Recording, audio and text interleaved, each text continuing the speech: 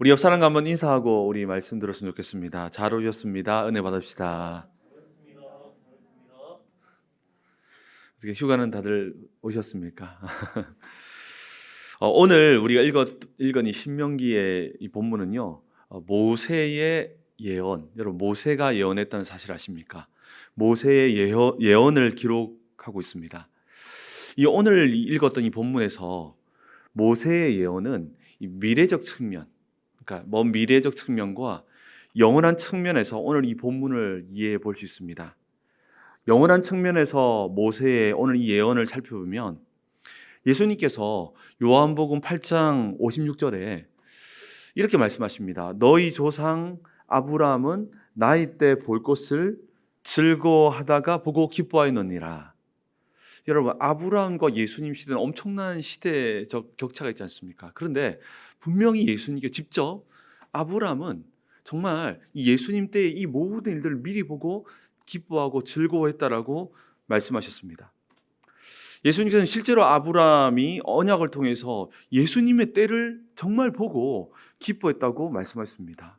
그런데 오늘 본문은요, 모세 역시 예수님의 때에 볼 것을 미리 보고 즐거워했음을 유추해 볼 수 있는 본문입니다. 오늘 이 모세의 예언을 미래적 측면과 영원한 측면에서 함께 살펴보도록 하겠습니다. 먼저 미래적 측면, 먼 미래적 측면에서 오늘 본문을 살펴보면 모세는 이 이스라엘이 가나안 땅에 들어가게 될 것인데 미래에는 이방의 포로가 될 것을 오늘 본문은 예언하고 있습니다. 모세는 이스라엘 백성들이 가나안 땅에 거주하게 되겠지만 결국은 포로로 끌려갈 것을 예언합니다. 모세는 이스라엘 백성들이 가나안 땅에서 하나님을 떠남으로 말미암아 이방 땅으로 포로로 끌려갈 것을 미리 보았습니다. 여러분, 이 바로 30장 앞에는 29장이 있겠죠. 29장 28절에 이런 말씀이 있습니다. 하나님의 진노로 말미암아 가나안 땅에서 뽑혀 다른 나라로 내던지게 될 것이다라고 이렇게 말씀하는데요. 이 신명기 3장에서 이렇게 포로된 이스라엘을 향해서 아직 가나안 땅에 들어가지도 않았는데 가나안 땅에서 먼 훗날에 포로될 이스라엘을 향해서 모세가 예언하고 있는 장면이 오늘 본문의 말씀입니다. 먼 훗날 포로될 이스라엘을 향해서 예언하고 있다는 것이죠. 모세는 비록 이스라엘이 불순종해서 심판을 받고 포로로 끌려가게 되더라도 실족하지 말고 하나님께 돌아와서 하나님 말씀에 청종하라라고 말씀합니다. 그 말씀이 오늘 본문의 1절과 2절인데 이렇게 말씀하고 있죠. 내가 내게 진술한 모든 복과 저주가 내게 임함으로 내가 내 하나님 여호와로부터 쫓겨난 모든 나라 가운데서 이 일이 마음에서 기억이 나거든. 너와 내 자손이 내 하나님 여호와께로 돌아와 내가 오늘 내게 명령한 것을 온전히 따라 마음을 다하고 뜻을 다하여 여호와의 말씀을 청종하면.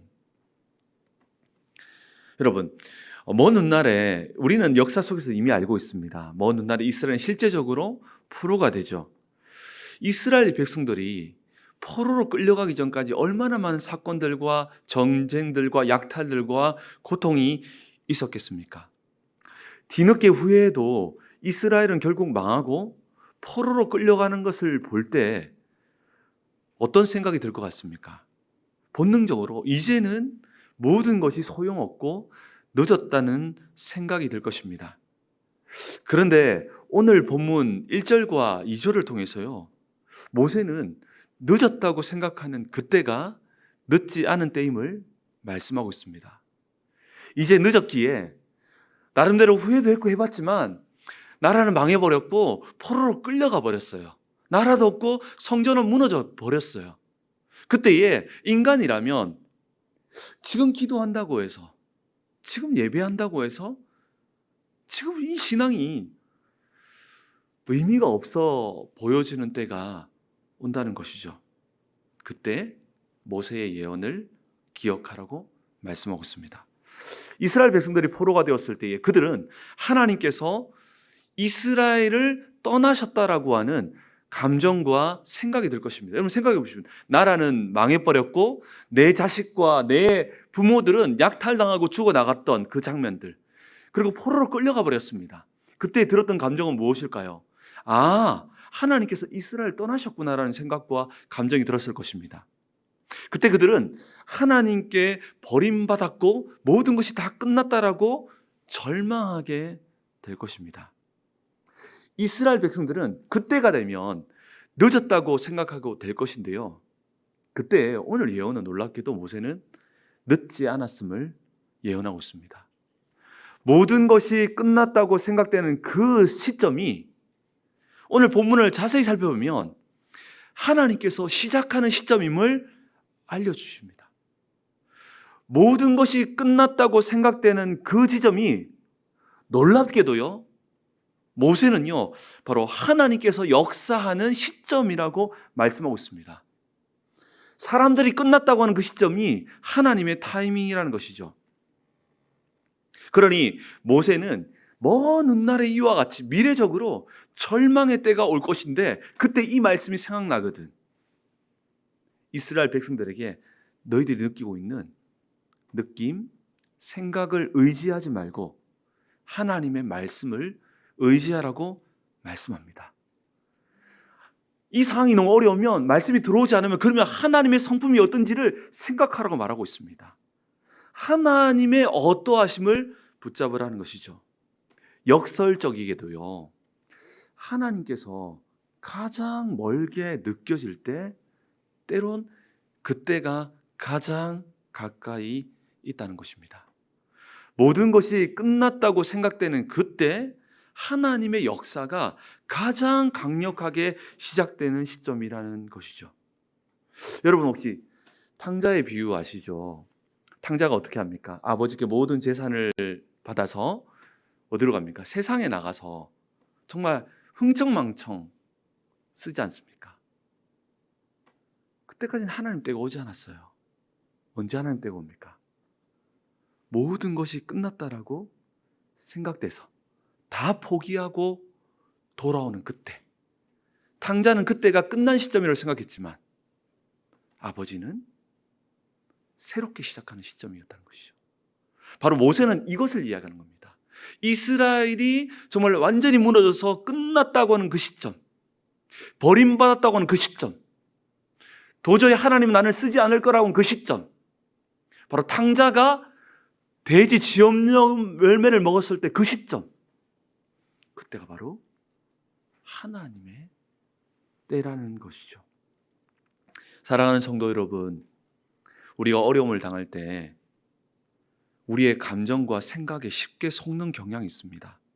여러분, 사탄은요, 우리의 감정과 생각을 통해서 우리를 공격합니다. 그렇게 빌립보서 4장 7절에서 이렇게 말씀하죠. 기도할 때야 비로소 그리스도 예수 안에서 생각과 마음을 지킬 수 있다. 반대로 말하면 기도하지 않으면 생각과 감정으로 우리를 쓰러뜨리는 겁니다. 우리가 기억해야 될 것은 우리의 생각과 감정은 죄성으로 오염되어 있다는 사실입니다. 완전하지 않다는 사실입니다. 이 사실을 먼저 인정해야 합니다. 그렇기에 성령을 통해, 말씀을 통해 교정된 감정과 생각을 따라 살아가야 합니다. 그렇게 우리의 삶의 자세는요, 가르치는 자세가 아니라 배우는 자세로 여호와 앞에 서 있어야 한다는 것이죠. 교정되어야 한다는 것입니다. 성령과 말씀을 통해 우리의 감정과 생각을 교정받아 가야 한다는 것이죠. 이때 비로소 우리는 하나님의 인도를 받게 됩니다. 근데 너무나 많은 사람들이 자신의 생각과 감정을 절대적으로 생각하는 경우가 있습니다. 우리의 감정과 생각을요, 절대적으로 생각해서는 안 됩니다. 때로는 내 기분이 이상해서 그런 건지 영적으로 이상해서 그런지를 분별해야지. 기분이 안 좋은 것인데 영적으로 침체되었다, 이렇게 해서는 안 되겠죠. 우리의 감정과 생각을 절대적으로 신뢰해서는 안 됩니다. 때로는 우리의 감정과 생각이 하나님보다 더 높아져 있어서도 안 됩니다. 여러분, 선악과 아시죠? 선악과 사건의 본질이 뭡니까? 선과 악의 기준을 누가 결정할 거냐? 아담과 하와가 하나님처럼 되고 싶어서 선과 악을 판단하는 기준이 자신이 되고 싶어서 그 선악과를 먹지 않았습니까? 그렇기에 이 기준점, 생각과 감정 위에 하나님을 두는 것은 굉장히 중요합니다. 그렇기에 우리의 느낌과 생각보다 하나님의 말씀에 의지해서 때로는 하나님 말씀으로 내 생각과 내 감정을 다스려야 한다는 것입니다. 때로는 우리의 느낌과 감정보다 하나님의 성품과 하나님의 어떠하심과 하나님의 인도하심을 받아야 할 때가 있다는 것이죠. 나의 어떠함이 아닌 하나님의 어떠하심을 붙들어야 한다는 것이죠. 이것이 믿음의 시작입니다. 모세는 이 원리를 이야기하는데요. 하나님께 버림받은 것 같은 느낌과 생각이 들 수밖에 없는 상황이 오거든요. 그때에 이스라엘 양에 뭐라고 말하고 있습니까? 그것은 단지 느낌과 생각일 뿐 하나님께 돌아오기만 하면 하나님께서도 다시 돌아올 것이라고 약속하고 있습니다. 여러분 그렇습니다. 생각과 마음. 제가요 지난주에 그 휴가를 떠났는데요. 갑자기 그 설교랑 이 생각이 갑자기 났는데 그 휴가 때 제가 제주도에 갔었습니다. 배를 타고. 근데 바람과 그 비가 굉장히 많이 오는 날에 저희 그 큰딸이 집에 혼자 숙소에 혼자 머물렀는데요. 근데 문제는 제가 이렇게 집사람과 멀리 나가면서 용돈을 좀 주고 나갔어야 되는데 용돈을 안 주고 나간 거예요. 그래서 전화를 해보니까 호주머니에 1,000원이 있다고 하는 겁니다. 그래서 그거라도 어떻게 해서 좀 살아봐라. 돌아갈 수는 없다라고 이야기를 했습니다. 그러니까 이 큰딸이 비바람이 너무 몰아쳐가지고 편의점까지 갈 수가 없다는 겁니다. 근데 너무 배가 고파가지고 혼자서 바람과 비바람을 뚫고 편의점을 갔습니다. 근데 문제는 편의점에서 1,000원을 꺼내는데 그 1,000원이 바람에 날아가 버렸습니다. 그때 저한테 하는 이야기, 아빠 오늘 되는 일이 하나도 없네. 근데 저는 그 이야기를 듣는 순간에 그리고 또 막 핸드폰도 막 이렇게 떨어뜨리고 이런 일들이 있었거든요. 근데 그건 느낌일 뿐이거든요. 그거 아니다. 우리도 때로는 그렇게 해서 자꾸만 뭔가 이렇게 해석해내려는 경향이 있거든요. 정확하게 볼 필요가 있다는 거죠. 우리의 감정과 생각이요, 곧이곧대로 우리가 따라가서는 안 됩니다. 우리는 성령의 인도하심과 말씀을 따라서 교정받아 나가야 하는 것들이 필요합니다. 모세는 정말 끝난 것 같이 보이는 그때가 끝난 것이 아님을 이야기하면서 끝난 것 같은 그때 끝난 것이 아님을 경험하기 위해서는 아주 중요한 조건이 하나 있음을 제시합니다. 그 조건이 무엇일까요? 바로 회개입니다. 여러분, 회개의 본질을 자꾸만 윤리적으로만 해석하려는 경향이 있는데요. 회개의 본질을 윤리적으로만 보아서는 안 됩니다. 사실요, 이 하나님께 돌아간다고 하는 회개의 본질은 사실 관계적인 겁니다. 진짜 바로 여호와께로 돌아가는 것입니다. 2절에 보면 내 하나님의 여호와께로 돌아와. 사실 이것이 여호와께로 돌아가는 것이 회개의 본질입니다. 하나님과의 관계를 회복하는 것이 바로 본질이라는 것이죠. 의지하고 있었던 모든 것을 내려놓고 여호와를 정말 온전히 의지하는 것입니다. 여호와께로 돌아가서 여호와의 말씀에 온전히 순종하는 것입니다. 정말 내가 할 수 있는 범위 내에서 정말 마음을 다해서 여호와께로 돌아가는 것입니다. 그 모든 원리들은 자신이 압니다. 뭘 내려놓아야 하고 뭘 바꿔야 하고. 그런데 더 중요한 건 무엇입니까? 정말 내 마음을 다해서 주님께로 돌아가려고 하는 진정성. 이때예요. 나의 진정성만 머무는 것이 아니라 이때에 이와 같은 마음으로 돌아서려고 하는 이러한 자가 이렇게 나올 때에 이때 그냥 멈추는 것이 아니라 그러한 영혼에게 하나님께서 은혜를 베푸심으로 그 은혜로 말미암아 온전히 돌아설 수 있는 열매가 맺혀지게 되는 겁니다. 진정한 회개는요, 하나님과의 관계 속에서 진행할 때에 온전한 회개를 이룰 수 있는 그 은혜가 함께 부여됨으로써 온전한 회개가 실현되는 것입니다. 결국 회개할 때에 주시는 그 은혜가 순종의 열매를 맺게 한다는 것이죠. 그렇기에 이 회개는요, 철저하게 하나님과의 관계 속에서 그리스도 안에서 해야 한다는 것입니다. 회개의 본질은 바로 하나님과의 관계를 회복함으로 삶과 인생이 바뀌어지는 것입니다. 하나님 앞으로 정말 진정성 있는 마음으로 갔을 때에 하나님의 은혜가 우리의 모든 것을 바꾸어 버리는 일들이 시작된다는 것이죠. 그렇기 때문에 기계적인 회개가 중요한 것이 아니라 하나님과의 관계 속에서 하는 것. 그래서 오늘 본문에서 여호와께로 이 돌아오는 것이 너무 중요함을 말합니다. 모세가 늦었다고 생각되는 시점이라도 여호와께 돌아가기만 하면 하나님께서 모든 것을 회복하실 것임을 말씀합니다. 그 말씀이 바로 3절인데요. 3절에 이렇게 말씀하고 있습니다. 내 하나님 여호와께서 마음을 돌이키시고 너를 긍휼히 여기사 포로에게 돌아오게 하시되 내 하나님 여호와께서 흩으신 그 백성 중에서 너를 모으시리니. 3절에 하나님께서 마음을 돌이키신다라고 말씀하고 있는데요. 내 하나님 여호와께서 마음을 돌이키시고 너를 긍휼히 여기사. 늦었다고 생각되는 그때에 이스라엘 백성들이 정말 여호와께로 돌아오기만 하면, 바로 그때가 탕자가 정말 지업 열매를 먹고 돌아오는 그때, 하나님께서도 이스라엘에게 돌아갈 것이다라고 말씀합니다. 모세는 정말 하나님께 긍휼을 구할 때에 정말 그들의 모습 때문이 아니라 긍휼히 여기시는 하나님의 성품 때문에 정말로 그들을 다시 회복시키실 것을 말씀하시는데요. 그 회복의 말씀이 바로 3절에서 5절까지 말씀입니다. 이것이 미래적 측면에서 결국 이스라엘 백성들이 포로될 것이고, 그 포로될 때 여호와께 돌아갈 때에, 회개할 때에, 정말 그 마음을 다 정말 돌아갈 때 여호와께서 그것을 회복시키시는 미래적 측면의 모세의 예언을 담고 있습니다. 모세는요, 오늘 이 본문에서 미래적 측면과 함께 영원한 측면에서도 예언을 하고 있습니다. 그 예언의 핵심이 바로 마음의 할례입니다. 마음의 할례입니다.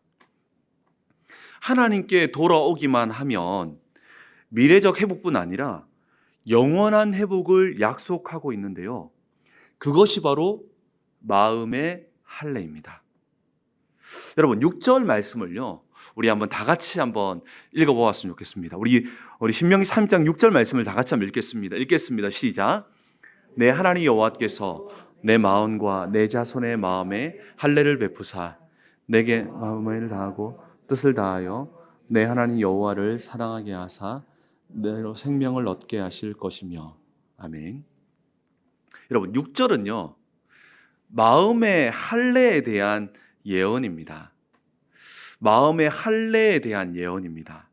도대체 마음의 할례가 무엇이길래 오늘 본문에 보니까 내게 마음을 다하여 뜻을 다하여 내 하나님 여호와를 사랑하게 하사.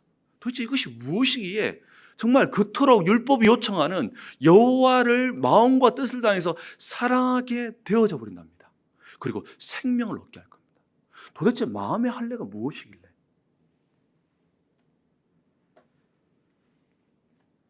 이 마음의 할례의 예언은요, 구약과 신약을 꿰뚫는 굉장히 중요한 예언입니다. 우리는 이 예언을 통해서 이 모세도 우리가 서두에 살펴보았던 것처럼 아브라함처럼 그리스도의 때를 보고 즐거워했음을 유추할 수 있습니다. 모세가 예언한 이 마음의 할례, 이 할례는 여러분 궁극적으로 여러분 들어보았을 겁니다. 바로 새 언약 들어보셨죠? 새 언약을 말하고 있습니다. 여러분, 새 언약이 무엇입니까? 많이 들어보셨죠? 옛 언약, 새 언약. 성경에는 옛 언약과 새 언약이 등장하는데요. 옛 언약을 한자로 표현해 보면 쉽습니다. 여러분, 옛 언약을 한자로 표현해 보면 이게 무엇인지 조금 이해가 가는데, 혹시 옛 언약을 한자로 표현하면 무엇인지 아십니까? 네, 구약입니다. 그렇다면 새 언약을 한자로 표현하면 무엇일까요? 신약이겠죠. 그러면 조금 이해가 되시죠? 몇몇 이단 단체에서는 구약을 폐기해야 한다고 주장하기도 하는데요. 아닙니다.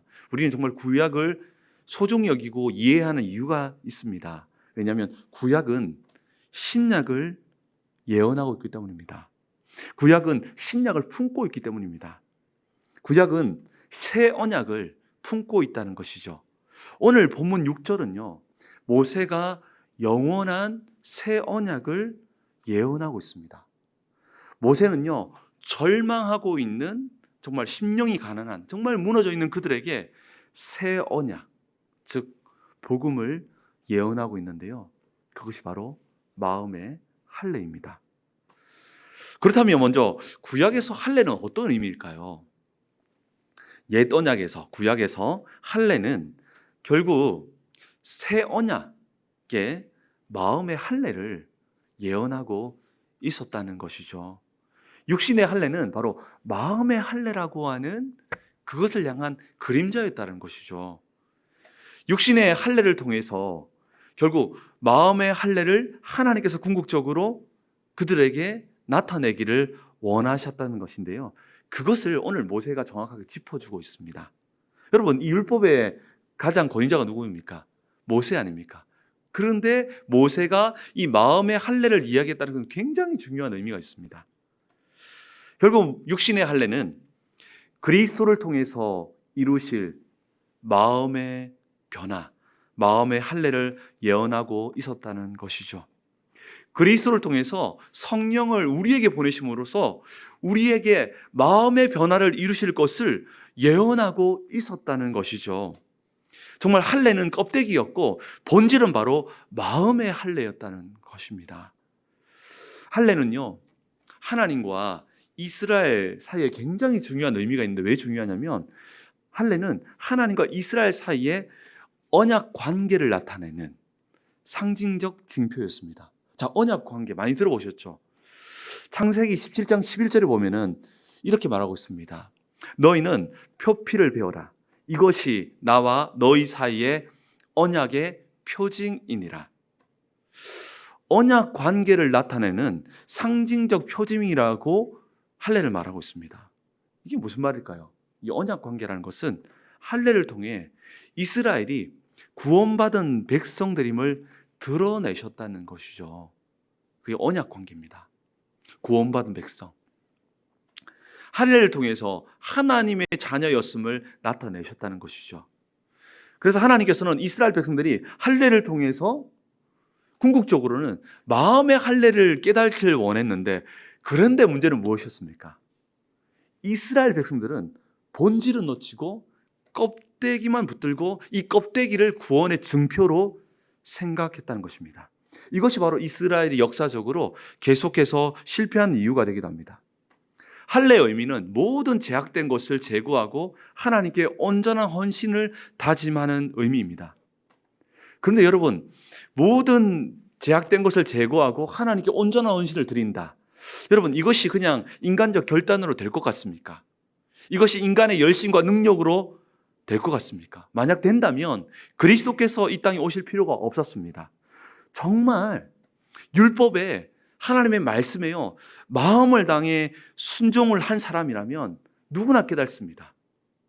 자신에게 의가 없음을 고백합니다. 근데요, 율법을 대충 순종한 사람들은요 자기 의를 자랑하고 다른 사람을 정죄하게 되죠. 근데요, 정말 여호와 율법을 준행하고 순종한 사람은요 정말 나는 이 율법을 온전히 지킬 수 없는 자임을 고백하며 자기에게 의가 없음을 고백하며 믿음을 간구하며 하나님께 자비와 긍휼을 구하게 된다는 것이죠. 그렇기 때문에 하나님은 구약에서 끊임없이 순종을 강조한 겁니다. 그래서 정말 순종한다면 어디로 연결된다고요? 믿음으로 연결될 수밖에 없습니다.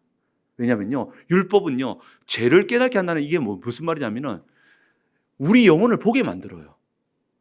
우리가 정말 정말 해보면 순종해보면 해볼수록 야, 우리가 이것밖에 되지 않았나 라는 것을 보게 된다는 것이죠.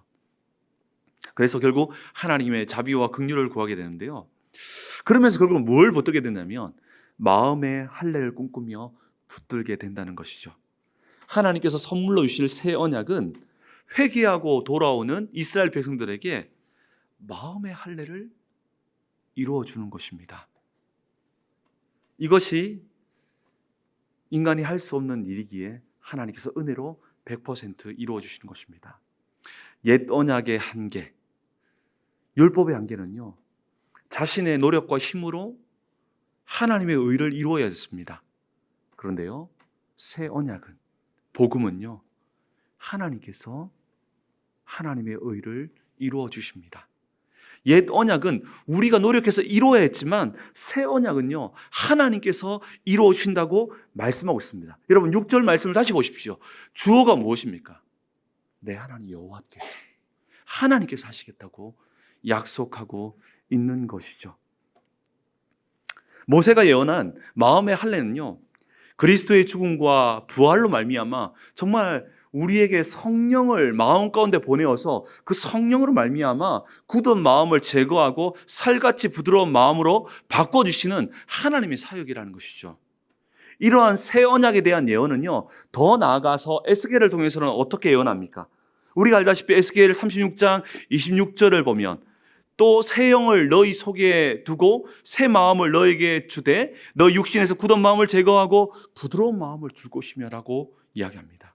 여러분, 하나님은요, 모세를 통해서는 이 새 언약은, 하나님께서 이루실 이 새 언약은 하나님께서 직접 마음의 변화를 이루실 것이며, 또 에스겔 선지자를 통해서 이 새 언약은 마음의 변화를 이룰 건데 더 구체적으로 바로 성령을 통해서 이루어지게 될 거예요라고 말씀합니다. 이때 어떤 일이 일어납니까? 하나님을 사랑하게 되고 여호와의 규례와 모든 말씀을 지켜 행하게 되리니 라고 예언하고 있습니다. 그렇다면 오늘 이 본문에서 나오는 이 마음의 할례, 여호와께서 베풀게 될, 여호와 하나님께서 베풀게 될 이 마음의 할례가 우리에게 들려주는 복음의 메시지는 무엇일까요? 첫 번째로는 이 복음은 하나님께서 모든 것을 이루심을 말씀하고 있습니다. 이게 무슨 말이냐면, 여러분 60절 한번 보십시오. 60절 아니라 신명기 3장 6절 한번 보십시오. 자, 할례를 너희 보고, 주어가 누구냐면 내 하나님 여호와께서 내 마음과 내 자손의 마음에 할례를 베푸사. 우리 보고 하라는 게 아니에요. 하나님께서 하시겠다고 말씀하고 있습니다. 복음은요, 우리에게 뭘 말하고 있냐면 하나님께서 하시겠다라고 말씀하고 있습니다. 옛 언약의 주어가 나였다면 새 언약의 주어는 내 하나님 여호와께서, 내 하나님 여호와께서가 바로 우리가 믿고 있는 이 신앙의 중심이라는 것입니다. 하나님께서 하신다는 것입니다. 우리의 마음을 우리가 바꾸는 것이 아닙니다. 우리는 바뀐 척은 할 수 있어도 우리의 마음을 우리가 바꿀 수 없습니다. 우리가 바꿀 수 없는데 우리가 바꾸려면 얼마나 힘들까요? 이 종교는 예수님이 말한 것처럼 수고하고 무거운 짐이 될 것입니다. 우리는 우리의 마음의 본질을 바꿀 수 없습니다. 근데요, 그것이 바뀌지 않았기 때문에 구약에서는 실패하고 심판받았는데 그 문제를 하나님께서 하실 거라고 말씀하셨습니다.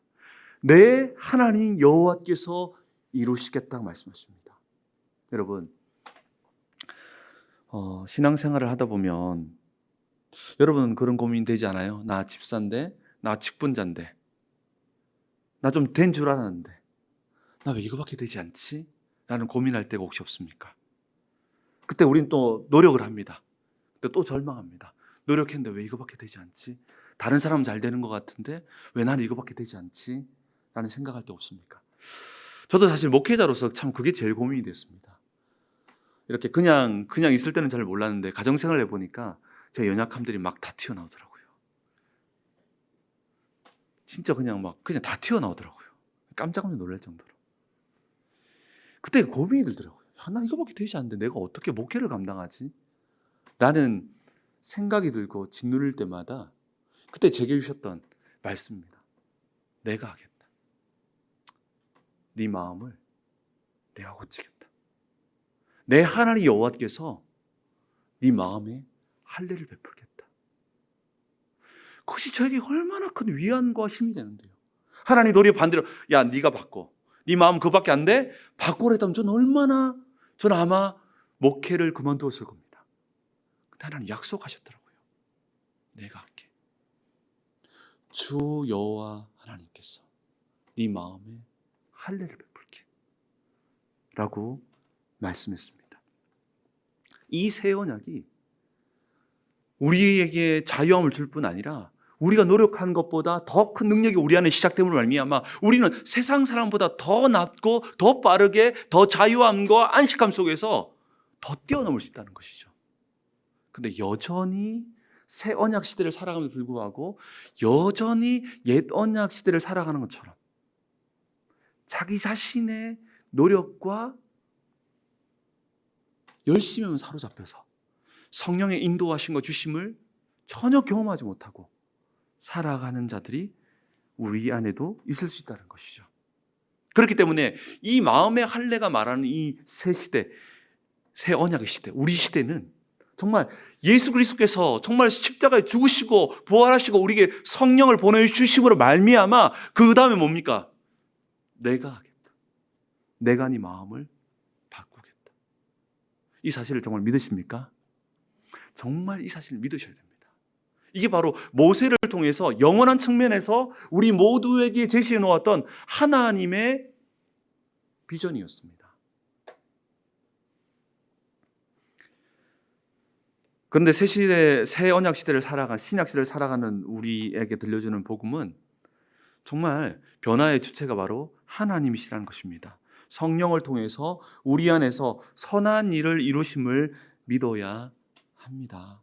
여러분, 우리가요 변화하자라고 외치기 전에 우리 안에요 놀라운 변화가 시작되었음을 믿어야 한다니까요. 노력을 하지 말자는 말이 아닙니다. 그리스도께서 우리의 내면 가운데에 새 언약을 이루어감을 믿고 그분께 맡길 때에 그분은 정말로 예언하신 대로 우리의 마음 가운데에 할례를 베푸실 줄 믿습니다. 그러한 역사들을 경험하게 되어져야 한다는 것입니다. 하나님께서는 이미 우리의 마음 가운데에 마음의 할례를 베푸셨고 또한 계속해서 베풀어 가신다는 것입니다. 빌립보서 1장 6절에 너희 안에서 착한 일을 시작하신 이가 그리스도 예수의 날까지 이루실 줄을 우리는 확신하노라. 우리 안에서 정말로 모세가 예언했던 마음의 할례가 성령을 통해서 이미 실현되었고 또한 실현되고 있다는 것입니다. 이것을 믿는 것이 너무 중요합니다. 이것을 믿지 않으면 어디로 간지 아십니까? 자꾸만 우리 자신의 자아를 끊임없이 채찍을 가지고 이렇게 가하게 되는, 이게 얼마나 무서운지 아십니까? 우리도 모르는 사이에 이 신앙이라는 것들 가지고 우리도 모르는 사이에 이 복음의 놀라운 역사가 있음에도 불구하고 이걸 보지 못한 채 우리 스스로가 신앙의 채찍을 가지고 우리 영혼을 채찍이라는 겁니다. 왜 그거밖에 못해? 우리는 바꿀 수 없는데 하나님 하셔야 되는데.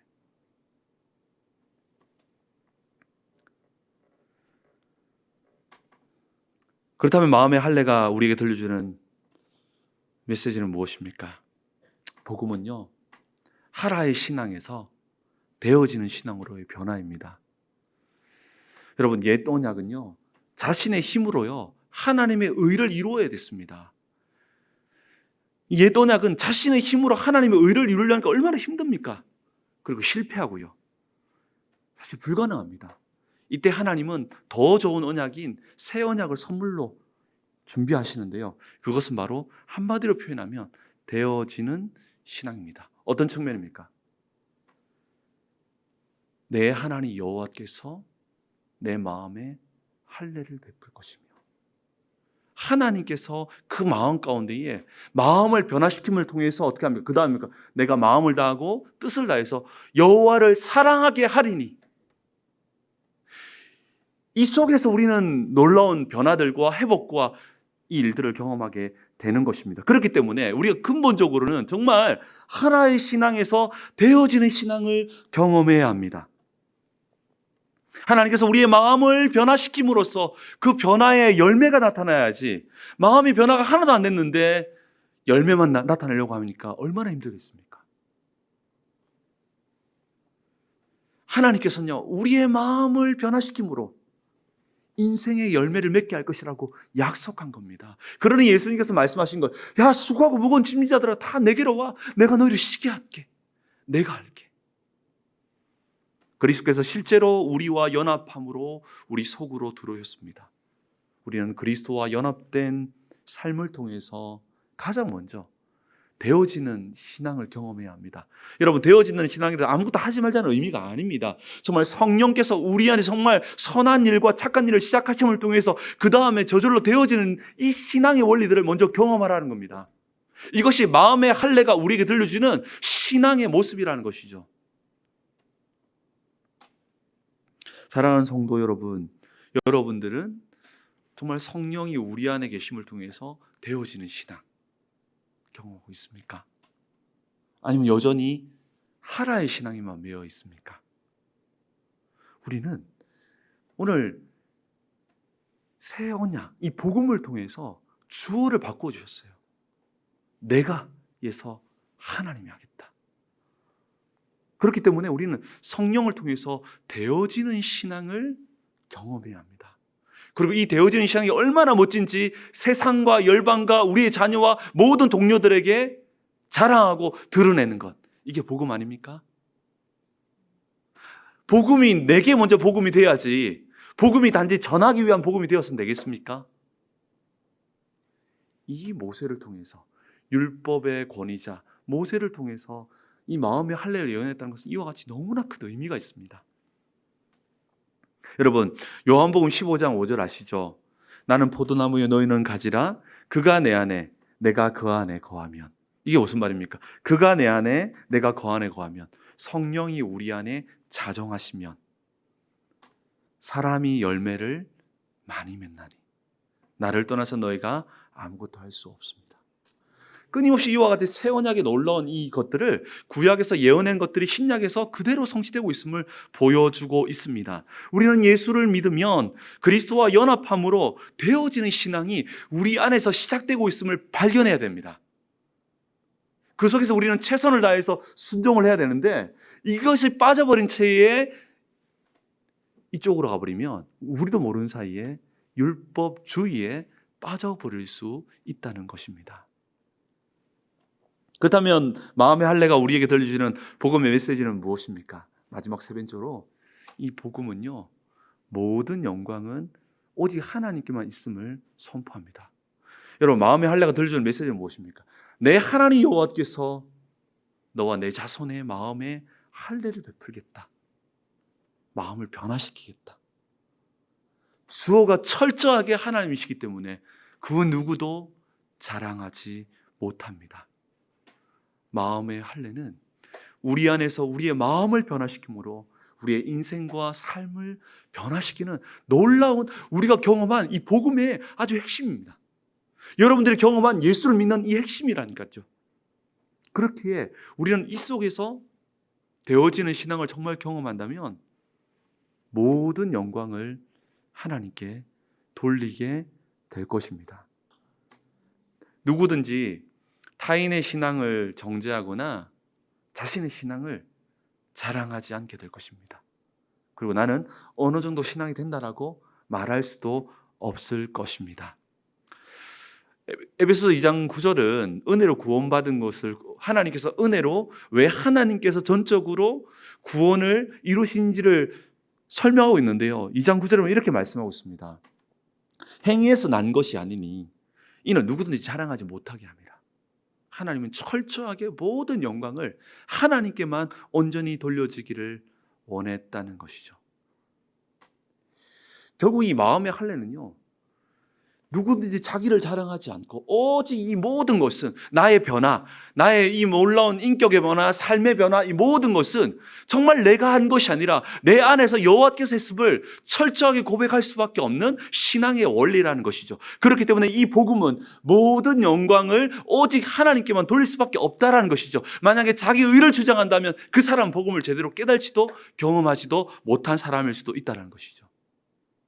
이것이 마음의 할례가 우리에게, 여러분, 정말 들려주는 메시지입니다. 이것을요, 신명기를 기록한 모세가 예언하고 있다는 사실은 우리에게 굉장히 중요한 의미를 부여하게 됩니다. 여러분, 그렇습니다. 우리 하나님 여호와께서 정말 새 언약 시대인 그리스도를 통해서, 예수 그리스도를 통해서 그리스도께서 십자가에 죽으시고 부활하심을 통해서 실제로 우리에게 성령을 보내주시고 그 성령이 우리 안에 들어오심을 통해서 우리는 정말로 그리스도와 연합하게 되어졌고 그 연합함을 통해서 우리 안에서 하나님께서는 이미 마음의 할례를 베푸셨고 또한 지금도 성령을 통해서 마음의 할례를 베풀어 가심을 통해서 우리를 변화시키고 있다는 것입니다. 이 사실을 믿으시기 바랍니다. 그렇게 될 때 우리는 어떻게 됩니까? 우리가 정말 때로 넘어질 수 있어요. 넘어질 수 있어요. 그때 우리는 뭘 붙들고 이 복음을 붙들고 일어납니다. 그렇지.